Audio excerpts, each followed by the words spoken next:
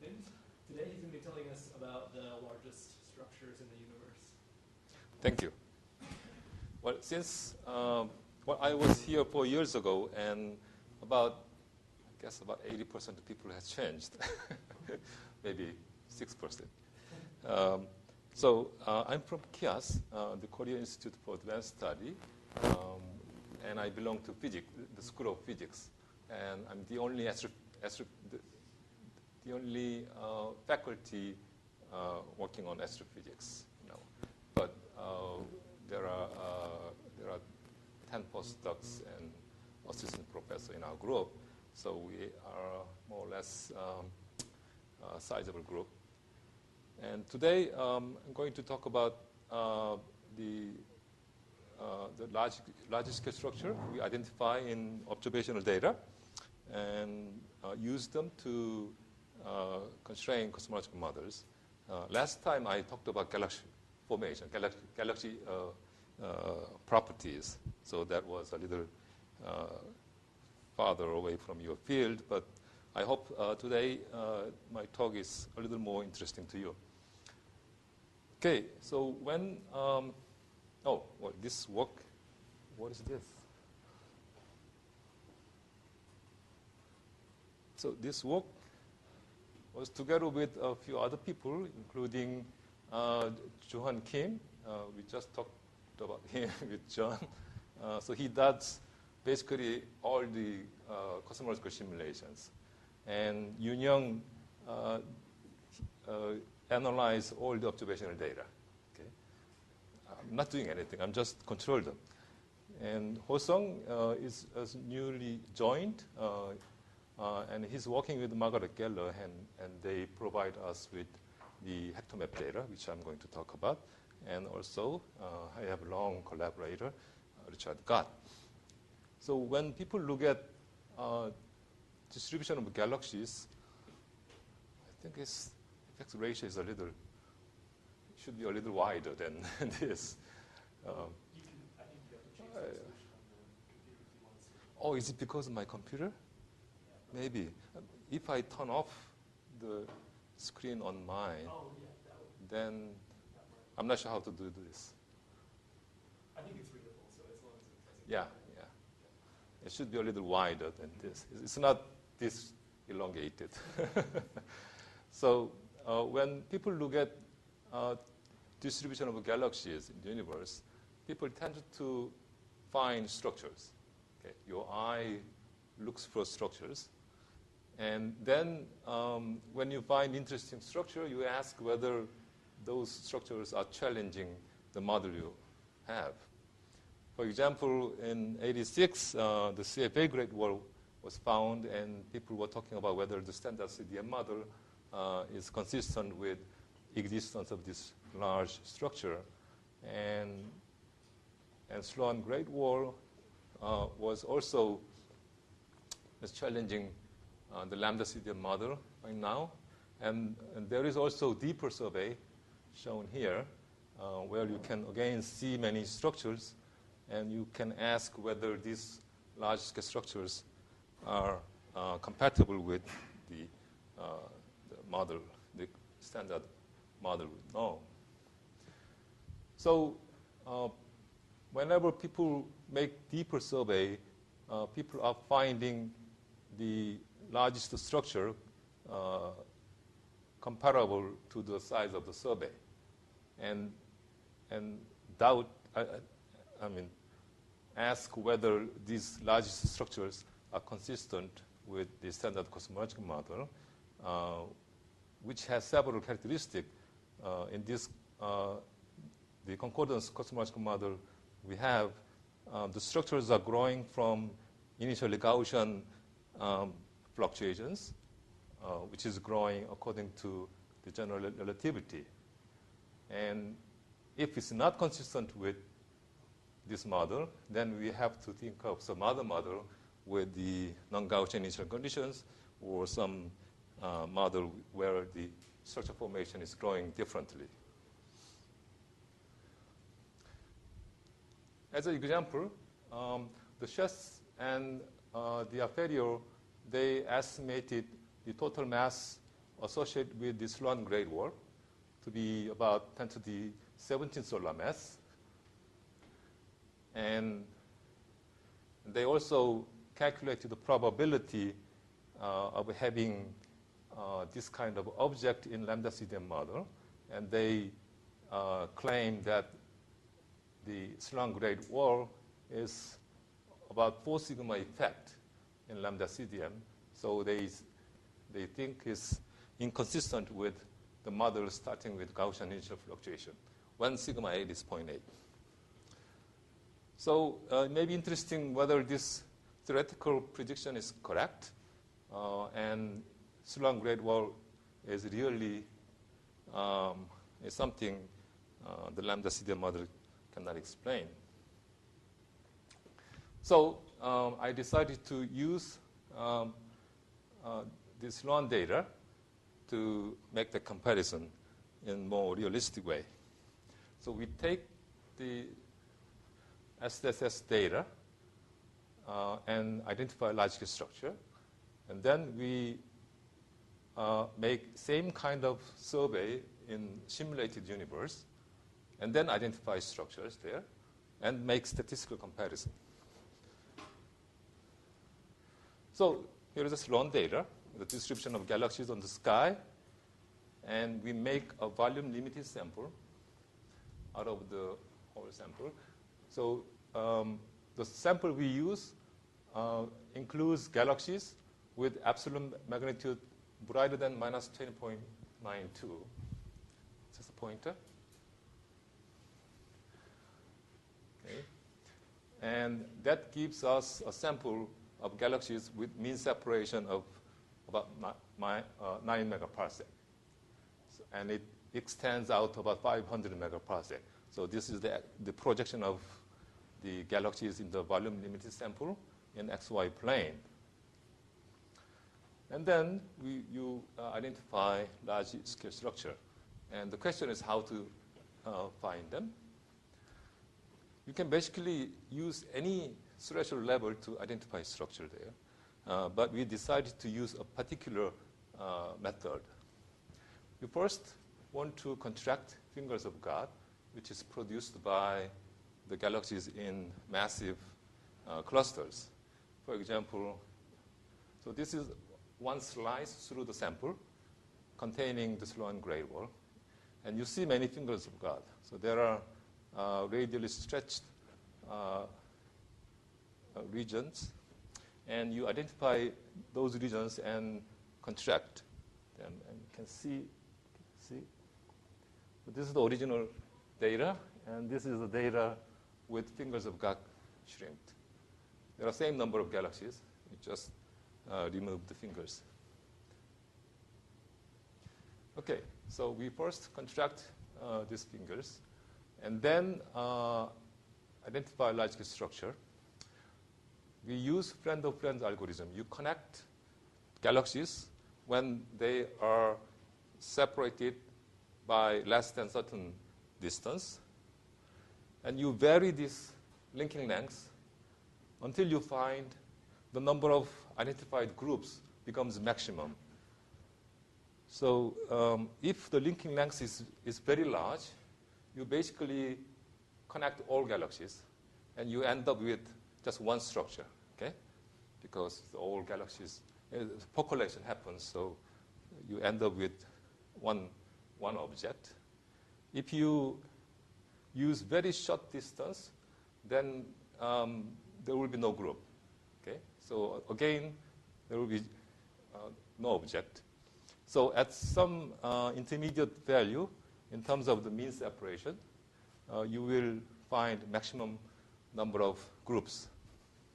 So we choose this particular critical linking length to identify the large scale structure. And in the case of volume limited sample we use, we found that 0.62 times the mean separation, which is actually 5.6 megaparsec, gave us the maximum number. And that corresponds to the overdensity of about 3.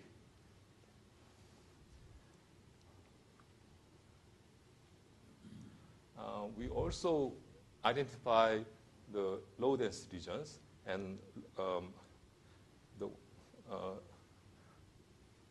but I'll skip this part. Okay, it's basically very similar. Then we have to compare the largest scale structure identified in observational data with those identified in simulated universe. So we use a very large embodied simulation for this purpose. And we have 3 horizon runs right now. We are making horizon run 4 at the moment.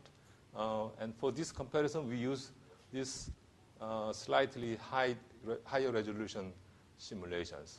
So this horizon run 2 used 6,000 cube particles, and the box size is 7,200 megaparsec. And we identify halos in these simulations, and the mean halo separation is 9 megaparsec. Remember, the mean galaxy separation in the Sloan data was 9 megaparsec.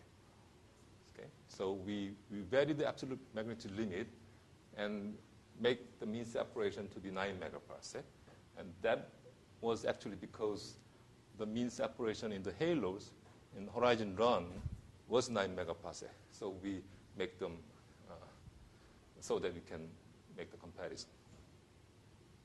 So this horizon run 2 used WMAP 5-year cosmological parameters.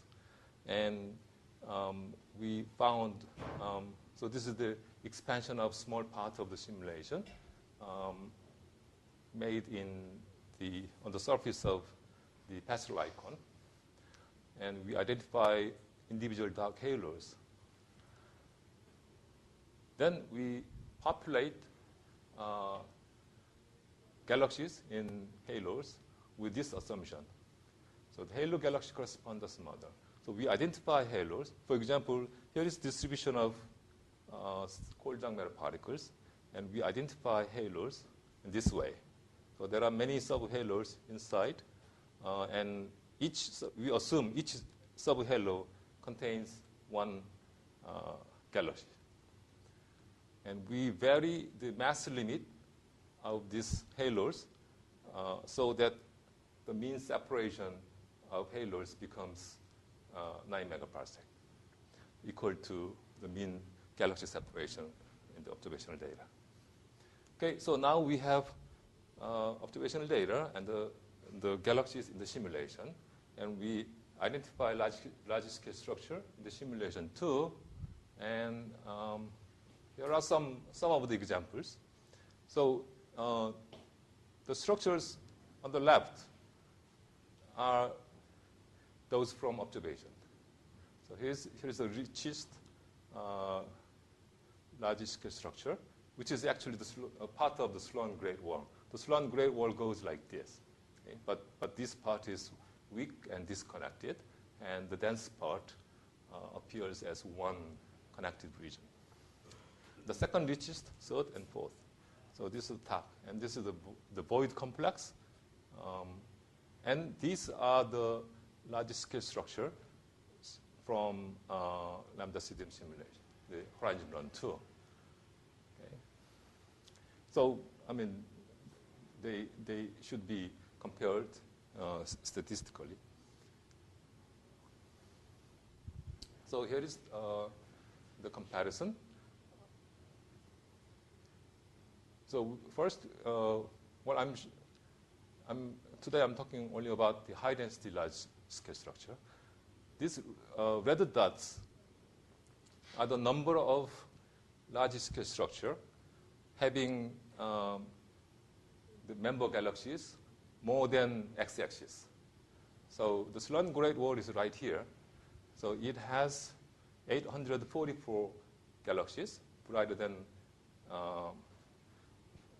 absolute magnitude of minus 20.9. So there is 844. So it is actually the richest structure. Then the second richest one appears at this richness, and the fourth, and so on. So this is the cumulative distribution of this richness distribution from observation.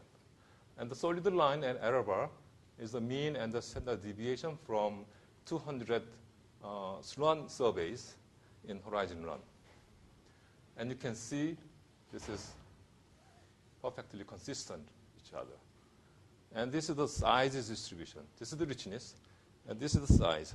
This is the number of large-scale structure with maximum extent larger than x-axis.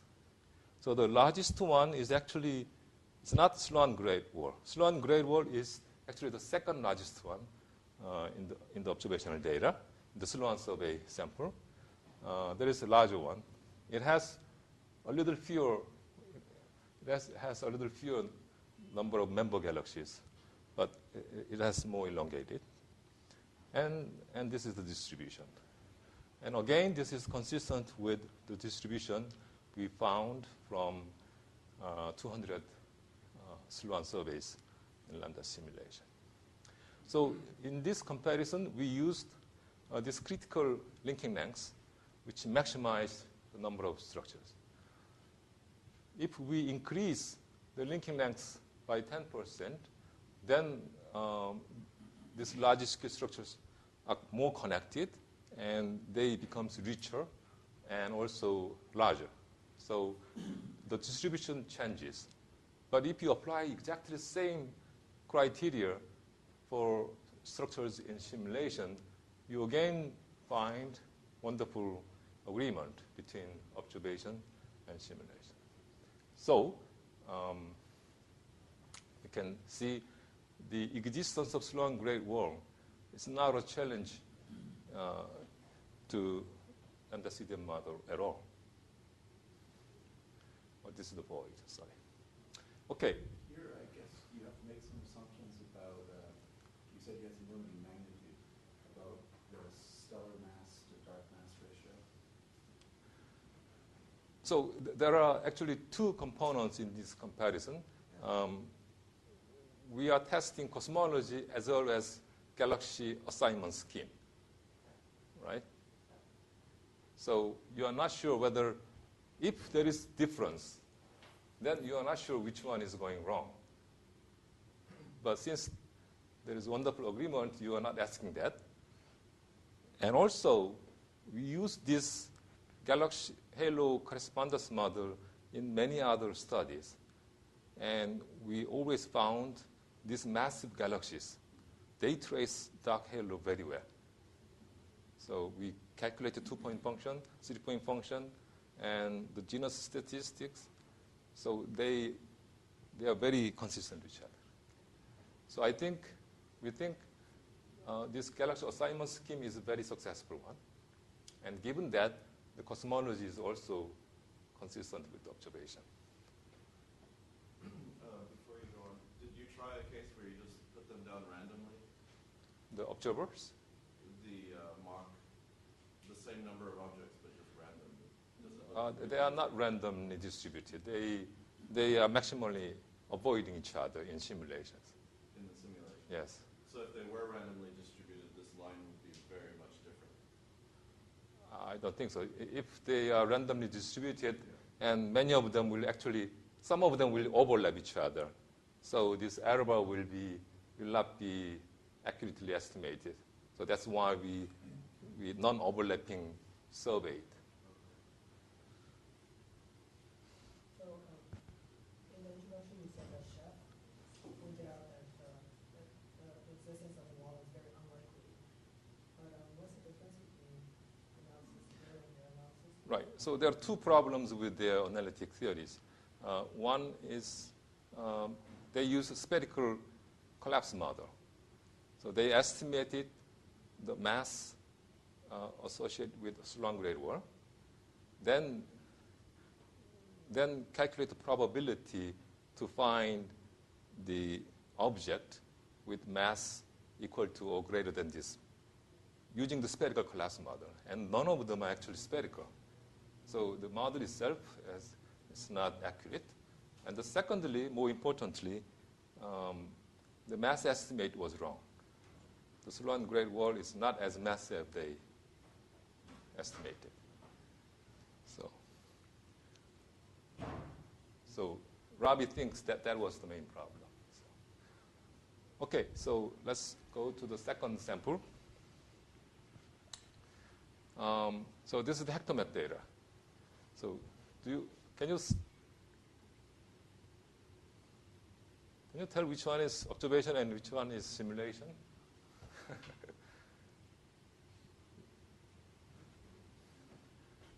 Again, this should be more stretched. Well, obviously, the one on CFA side is observation, and the one with QS is simulation. But anyway, the Hosong showed this to Peebles, and he made wrong choice, for example, which means the comparison was so wonderful. So this is the hectomap data as of December, the last month. So Margaret was making this survey. She was the one who made CFA survey together with John Huckler a long time ago. And she's sort of expert in making this slice survey. So this is the thin slice. This is 1.5 degree thick and 50 degree wide, the field. And she made the spectroscopic survey down to R magnitude of 20.5. Okay, so it roughly goes out to about Z equal 0.55. So you can see structures out about this much. If you use Sloan survey, you can see structures out to about this much. So this goes significantly deeper. And she was very excited with this large scale structure there and wonder whether that's consistent with the model we have. So these are the galaxies in the hectomap in redshift versus the absolute magnitude. Okay, so if you cut data, now this sample is so deep in redshift, now you have to worry about the evolution of galaxies. So if you cut galaxies this way, then the number density of galaxies is not constant. So, these lines basically shows you the cut, which gives you the constant number density. For example, this yellow line, it doesn't appear as yellow, but this line. So if you cut sample and take the galaxies above this yellow line, then your sample will have a constant number density of 1.36 times 10 to the minus 3. Okay. That is because galaxies becomes fainter as they evolve. So you have to choose fainter one so that you can choose the same kind of object at high redshift. Now in the simulation, the halos grow in mass. So a halo with small mass at high redshift becomes heavier. So to get same number density of halos, you have to cut this way. Okay. So if you cut, so here it is redshift versus the halo mass. And if you cut the halos above this line, then you have the constant number density. And this cut will give you the same number density as the yellow line over here. And these are the samples we are using for comparison. Is it clear to you? Okay. So this is because the halos are growing in mass, and this is because galaxies are getting fainter as they get old. Okay, so this is the hectomap data in the volume limited sample. Above this yellow line, so these are the galaxies. Of course, because of this is a volume limited sample, the structures look less prominent than before. And this is the structure we found. So we used the linking lengths. We varied the linking lengths to find the critical linking lengths which maximize the number of structures. And this is, so you see this is reasonably well done. Okay? And it's the comparison. This is what Hosung did, but it looks a little strange to me. But anyway, the conclusion is these circles are from the large-scale structure detection you just saw here. And this solid line with error bars is the result from the Mark Hector map survey in Horizon Run 3 simulation.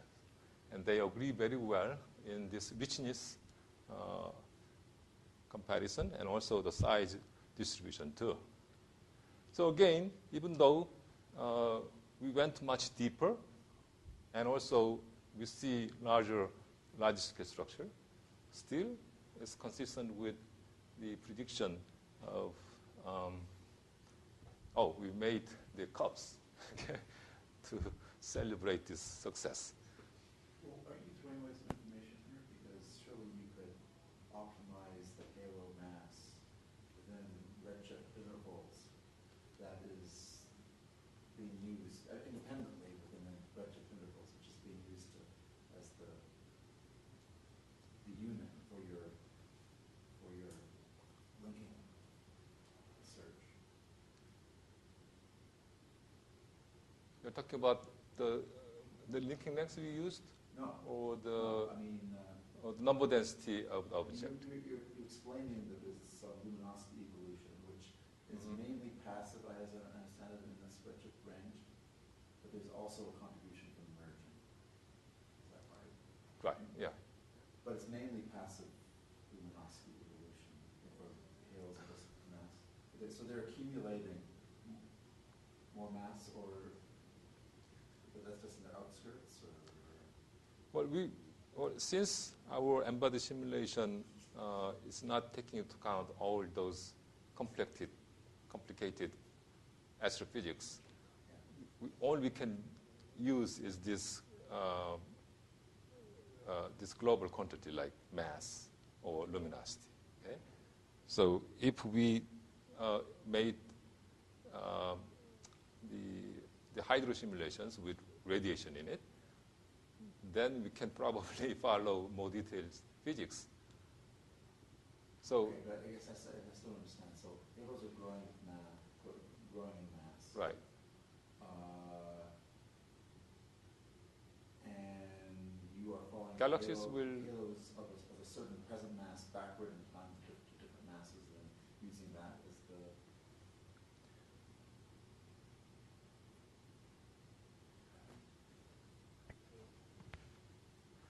I'm just confused as to what's being done, how the cut is being applied. If you're just doing at each redshift abundance, so you go down until you find, let's say above the red line at a given redshift, how many... Oh, fixed cumulative density. Fixed cumulative density, right? Same number of objects. Right. So this line will give you fixed comoving number density at all redshift. So I'm not saying this should be, it has different meanings. So if we apply this simple choice for comparison, I'm showing you there is wonderful agreement. I'm not going into too much details about how galaxies evolve, how they merge and also make passive evolution and so on. This is just one choice we made for comparison. And if we make the number density of object in observation and simulation, then they agree very well. And in observation, we use only luminosity, and in simulation, we use only halo mass.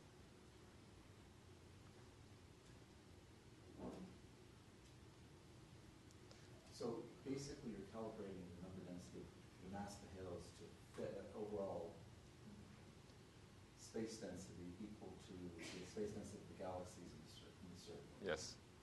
Yeah. So enlist. And So in that pizza pie survey, that density of galaxies will be a function of redshift, as you explained, but it's not evolving very strongly, so you can just take some fixed collision density and work with that, Yeah. halos will work with that. Yes, yeah. So if you choose, if you make different choice for the sample, then it becomes much more complicated. Particularly the Shan noise effect. If you make the number density different, then you have to deal with this Shan noise effect. Right now, the Shan noise are the same because number density is the same. So then the difference comes from other things. So the making the number density the same is very important. Okay.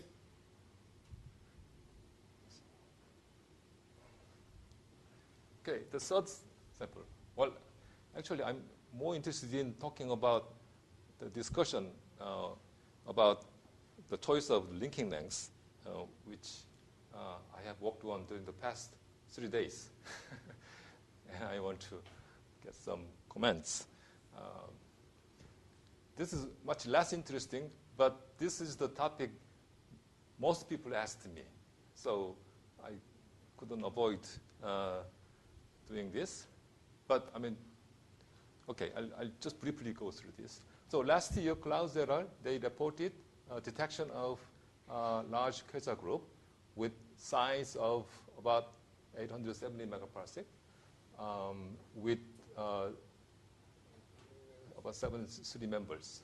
So they claim, based on this, they claim that this size exceeds the scale of homogeneity for the concordance model. Well, there is no actually talking about the scale of homogeneity in lambda CDM model doesn't make sense. But unless they say this challenges the cosmological principle. And the conclusion is that this is not true. So this is the quasar sample. And the red dots and black dots all together, they belong to SSS-DR7 quasar sample. And among them, these red dots are those in uniform sample. Some of the black dots are in this area too, but red dots are uniform sample. They have uniformly selected criteria, and also they are the quasars brighter than I magnitude of 90.1. And then we used this uniform sample within just one contiguous region on the sky. So this is our mask. So we don't use these small patches. We use only this one. Okay, so there are descriptions. But that sample also has this redshift, the number density of quasars in uniform sample. This is uniform on the sky, but not uniform on the line of sight. So the density varies like this. So we use this absolute magnetic cut. So we throw away faint quasars over there and make the number density uniform and treat quasars in this range in redshift from z equal 0.1 to z equal 1.8 to be a volume limited sample. Then we identify large, but for this comparison, we didn't use lambda CDM because there was already a work by a couple of people who showed these quasar groups are not physical and they are consistent with noise. So we put random points within this mask and detect structures. Using the same linking lengths Klaus et al. Used. So they used 70 h⁻⁻1 megaparsec linking lengths, and the red circles are the cumulative distribution of richness of structures in the observed quasar distribution, and this is the size distribution. And this solid line is the mean of the richness distribution of structures found in random points. So they are consistent with random points. So this means the structures identified with this large linking lengths are just noise. Okay. If you use shorter linking lengths, then you begin to see difference between random points and the quasar groups from observation. So there are significantly more structures with richness in terms of richness than Poisson model. But as you approach 100 megaparsec, then you are skewed by the Poisson shot noise. Okay, so the conclusion is the quasar groups found with 100 megaparsec linking lengths are likely to be the structures with no physical clustering. Okay. So I'm done with the 3 observational sample. And one interesting question is this. So why is the critical linking length maximizing the number of identified groups? It's interesting. So when I was working on the Sloan sample, I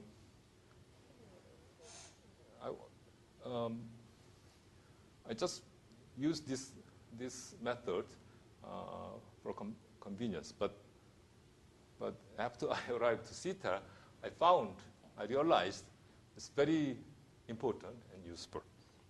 There are many reasons. First, since you are using just points, there's no need to smooth. And you just use one of the characteristic phenomena for a point set. If you have a set of points, there are 2 critical phenomena. Everybody knows population. So as you increase the linking length, at some linking lengths, you start to connect the points so that one of the largest connected structure becomes comparable to the size of the whole sample. So that's the definition of population. But there's another phenomenon, which is there is a linking length which makes the number of structures maximum. So there are 2 phenomena, and we use this critical phenomena rather than this. And second, it gives you catalog. If you use population, you have only one object. There's no catalog. Okay? And also, since this linking length is shorter, or the threshold level is higher than the population case, the object you identify are statistically more significant structures. And it gives you superclusters and major massive filamentary structures. And the third, I'll show you each of these after this. This method is an evolution-independent way of identifying the same overdensity regions. I'll prove this. And also, the regions or groups corresponds to regions identified in this way corresponds to primordial regions with overdensity of square root 3. The threshold level of square root 3 times the standard deviation. And then, finally, the critical threshold level of square root 3, maximizing the number of independent regions, is insensitive to the shape of the power spectrum. So because of all these beautiful properties, it's very good to use this criteria to identify large-scale structure. Okay, so the first one. So do we really get interesting structure if we use this criteria? So this is one demonstration. This is the cold-dark matter distribution at z equals 0 in lambda CDM simulation, WMAP5 year. And we looked for the linking lengths which maximize the number of structures. And these are the structures found using that critical linking length, which is 0.52 times the mean separation. So you see this dense structure, some of them are filamentary, and actually the richest one found from that simulation is this one. This is just one structure. This is the largest one, and the size is 260 megaparsec. And the size of this simulation is 256 megaparsec, which is larger. Of course, the diagonally is larger than this, but you can. This is so. With this linking length, this is almost population linking length already. So even though you think this is too short or the threshold level is too high, you still find this interesting filamentary structure using this method. This is a bit, it may sound a little strange to you because there's a work by Pogosyan and Ban et al. Saying that regions with threshold level higher than 1.56 are predominantly spherical-like mass concentration. And you have to go below that to find filaments. And it's based on the shear tensor, the sign of shear tensor. So at the threshold level, higher than 1.56, the sign of three shear tensors, so the eigenvalues, are all plus. So this case is dominating. So that's why they are saying above, in this area, the structures are spherical. And one has to go below this to dominated by filamentary structure. But you have to see there are still a lot of filaments above this, and they must be massive filaments, which you are interested in. So this, even though I'm happy with this plot, this conclusion is rather misleading, I think. Okay, so now the third argument. This is the evolution-independent way of identifying the same open-dense regions.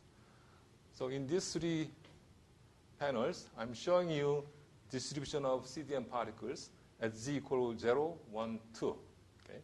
So of course, less clustered at high redshift. And then you, in each the redshift, you find linking lengths which maximize the number of structures. And it was 0.52 times the mean distance. Mean distance is all the same. And here is 0.68 and 0.787. So the linking length is getting larger at high redshift, which means the threshold level is going down. And these are the structures. So you have maximum number of structures using this linking length.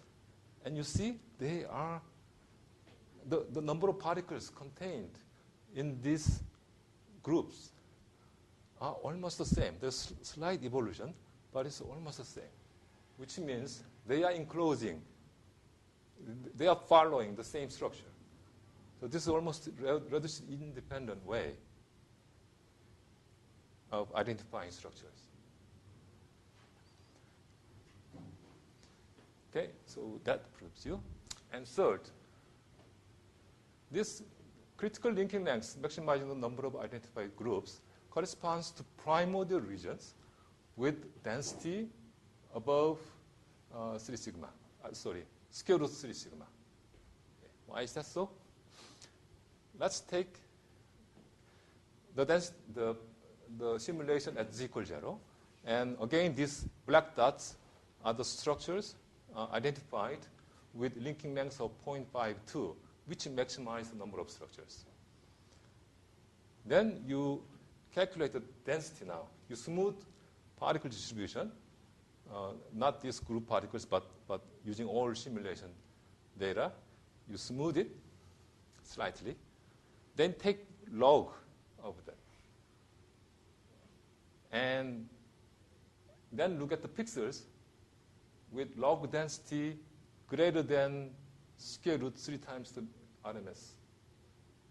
And these red dots are those pixels. And they are the same regions. So the particles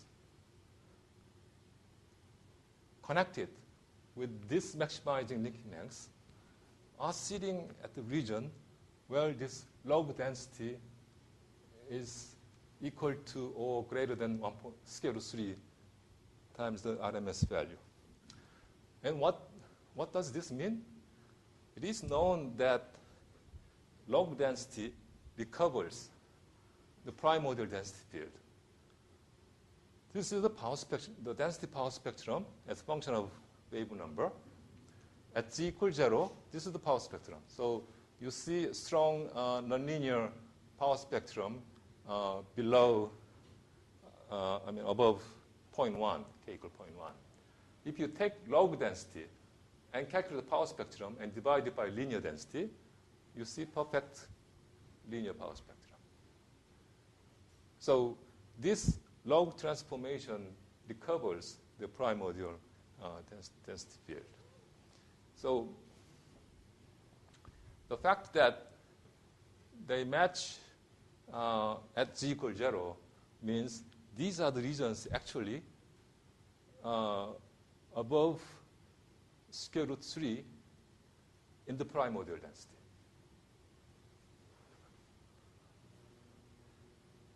And then lastly, so the critical threshold level of square root 3, maximizing the number of independent regions, is insensitive to the shape of the power spectrum. Okay, so this is the last point of mine.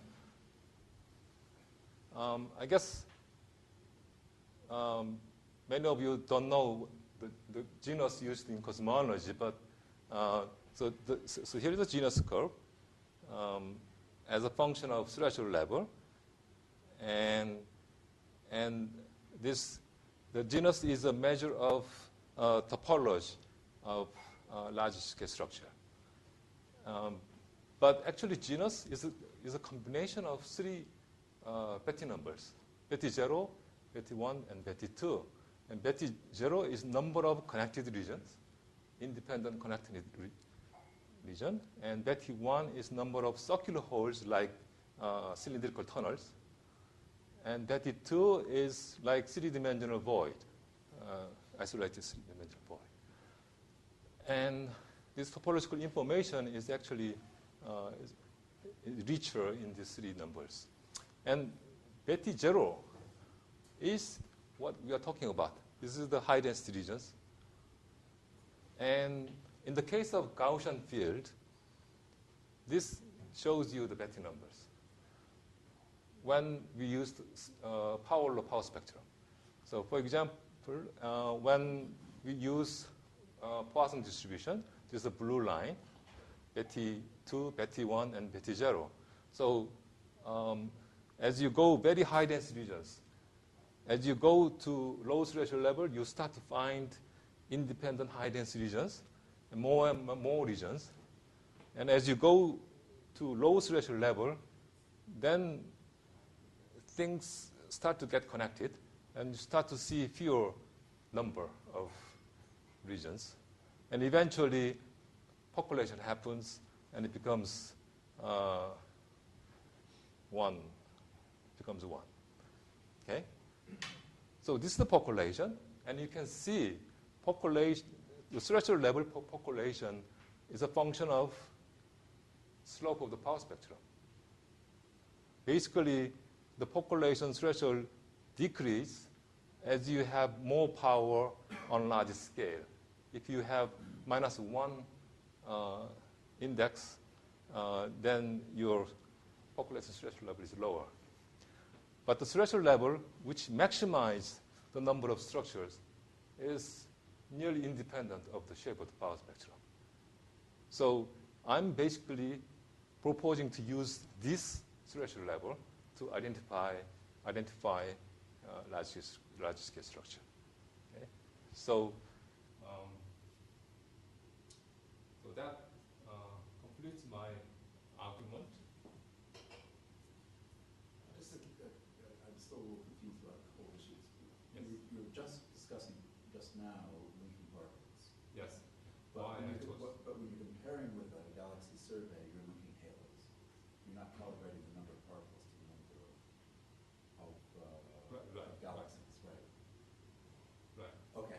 So But then, so the question about finding the maximum number of structures mhm. is that where you, and then that in that calculation you are linking the particles. Sorry. In that calculation you are linking the particles, not the halos, I understand. Here. Well, just It maps, is- maps you were showing just a couple slides Right. ago. Right. Okay. These So are all CDM particles. yeah. So is this whole procedure is not very sensitive to the number of particles, the mass per particle? So there are two other issues after this. Okay. So the first issue is what happens if you use biased subset. Okay. And what happens if you use sample with different number density? Because the sharp noise comes in and it will give you different number of objects. Okay. So that should be studied. As I said, I worked on this for 3 days. So there are 2 more steps to go. Yes. Okay, so I was very excited with this. I mean, I used this maximizing linking lengths for a long time and didn't have theoretical justification. And just a few days I found it. So I was very interested in, and I want to have more discussion. Okay, so let me just stop here because I think I used a lot of time. So the size and richness of all the large scale structures the universe discovered so far are consistent with the model we have. And we should remember that this model assumes homogeneous anisotropic universe with Gaussian initial conditions growing according to the general relativity. And we found the richness and maximum extent of large-scale structures from SS's main galaxies and hectomap survey. They are all astonishingly agree well with those from lambda CDM. And I propose to use this maximizing linking lengths, and there are many reasons, many good reasons for using it. Thank you. I have one more slide. Okay, we're measuring the large size. This is the clothings the Korean king used. Dick was enjoying that. And this November we are holding the workshop for cosmology, and if you are passing nearby area, please participate. Great. Any more questions? So going back to the genus, so you said it didn't depend on the power spectrum, but it depends on it being Gaussian. So do you think this is generally the case only for structures which have preserved the topology from the Gaussian regime, which is to say structures that haven't undergone shell crossing? Well, if you combine this argument and this argument, then this doesn't depend on whether your field is Gaussian or not, because Because it's log normal, and so that's Gaussian? right. So this critical density threshold level or critical linking lengths, they are looking at this particular threshold level, which doesn't depend on whether your field is Gaussian or, I mean, if you go really non-Gaussian regime, there may be more difference. But, I mean, we went down to 1 megaparsec smoothing scale, and still there is wonderful agreement. Okay. So, taking this low density transformation, we can prove it works down to this scale. So this is impressive demonstration of how successful this criteria is.